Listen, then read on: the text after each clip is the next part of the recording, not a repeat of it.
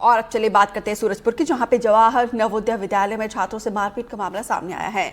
आरोप सीनियर छात्रों पर लगा है। मारपीट में 10वीं क्लास के 8 छात्रों को चोटें आई हैं, जिसमें 3 की हालत गंभीर बनी हुई है, जिन्हें अस्पताल में भर्ती कराया गया है। तो वहीं जांच टीम ने मामले में 7 सीनियर छात्रों को रेस्टिगेट कर दिया है। जानकारी के मुताबिक 11 जुलाई को स्कूल में 12वीं और 10वीं के छात्रों के बीच विवाद हुआ था, जिसके बाद से 12वीं के छात्र स्कूल में लाठी डंडे और बेल्ट से जूनियर छात्रों को पीटने लगे। जांच टीम ने आरोपी छात्रों पर कार्रवाई की है, लेकिन घटना को लेकर स्कूल मैनेजमेंट पर भी सवाल उठ रहे हैं।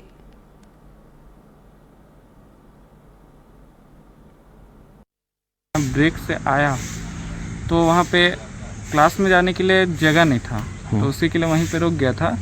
तो उससे पहले या बाद में वो तो नहीं पता, लेकिन एक जन को टकरा दिए थे। एक किसी हम ही लोग के क्लास वाले में से टक्कर मार दिया था। तो फिर वो थोड़ा उनका ईगो हट हो गया, तो फिर उन्हीं से ही बोले कि वो अपने क्लास में चले गए। फिर कुछ 5-10 सेकंड बाद, मतलब 20-25, वही उसके बाद आते हैं और बोलते हैं कि सब हाउस में मिलना, जहाँ हम लोग रुकते हैं। फिर उनसे जो वहाँ पर थे, जिन लोग को पता था, उन लोग का नाम लिए, फिर उन लोग को मारते गए। क्या क्या चीज़ से मार रहे थे?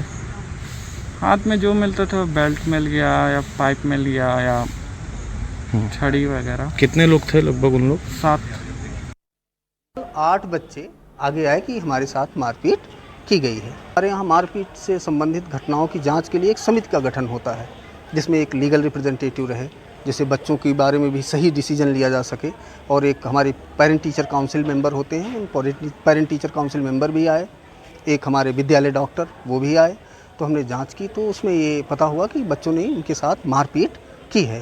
तो मारपीट की घटना को एक रेसिडेंशियल स्कूल में बर्दाश्त करना तो एक तरह से कि असुरक्षा का माहौल करता है। इसलिए अगले दिन कार्रवाई करते हुए उन बच्चों के माता पिता को, जिन्होंने मारपीट की थी, उनको हैंड ओवर कर दिया गया। बच्चों ने क्योंकि नियम तोड़ा है, किसी को फिजिकल इंजरी कॉज की है, तो इसके लिए उनको टीसी देने की कार्रवाई की जा रही है। जो बच्चे मार खाए हैं उनसे मैंने बात की, उन्होंने पूरे घटनाक्रम के बारे में बताया।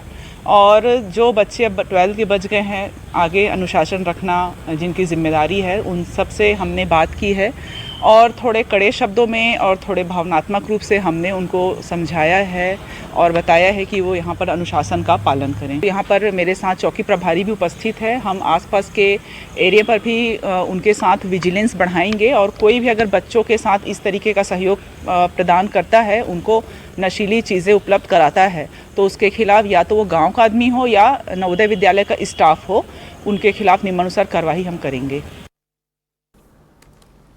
रायसेन के सिलवाड़ी में भारी बारिश की वजह से बेगम नदी उफान पर है। बढ़ते जलस्तर से नदी पर बना रपटा पूरी तरीके से डूब चुका है। नदी पर कोई पुल नहीं होने से 2 गांव के लोगों से संपर्क पूरी तरीके से टूट चुका है। बच्चों की पढ़ाई से लेकर लोगों के आने जाने में दुभर हो गया है। देखिए इस पर रिपोर्ट।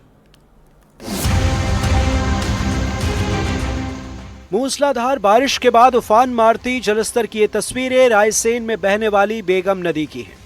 नदी में पानी का जलस्तर खतरे के निशान के ऊपर बह रहा है। बढ़ते जलस्तर की वजह से नदी पर बना रपटा पूरी तरह से डूब चुका है। नदी पर कोई पुल नहीं है, जिसकी वजह से 2 गांवों के लोगों का संपर्क पूरी तरह से टूट गया है।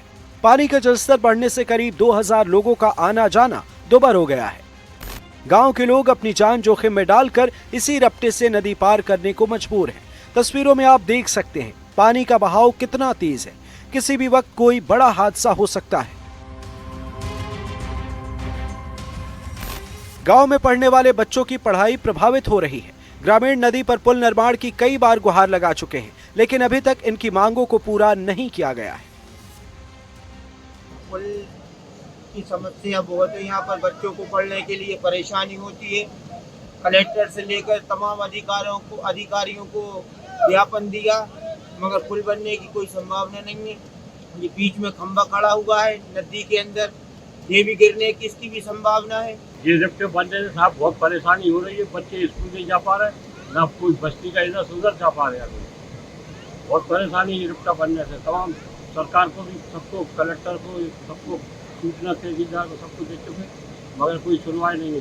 पुल बनने से थोड़ी समस्या होती है, पब्लिक आ नहीं पाती, जा नहीं पाती। और कीजिए, ये खंभा लगा हुआ है, गिरने का खतरा है। तो 20 नदी में लगा, उसके अंदर एक सपोर्ट लगना चाहिए। जैसा गिर गया तो खुदा न खास्ता पब्लिक को परेशानी है, करंट फैल गया, नहीं तो कमल के फूलों की मृत्यु हो सकती है। हालांकि सिलवानी नगर परिषद अध्यक्ष रेशु विभोर जैन ने ग्रामीणों की समस्या के जल्द समाधान का भरोसा दिया है। वाकई में गंभीर समस्या है और इस समस्या के लिए हम लोग निरंतर प्रयास कर रहे हैं और हमने इसमें एक प्रस्ताव पारित किया हुआ है जिसमें रिप्टा बनाकर जो पानी पुल के ऊपर से आता है वह रिप्टा के द्वारा नीचे निकल जाएगा।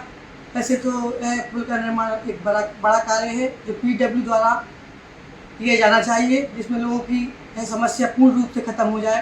पर हमारी नगर परिषद के द्वारा जितना बन सकता है हमने एक रिप्टा बनाने का सोचा हुआ है और इसका प्रस्ताव हमने शासन को भेज दिया है।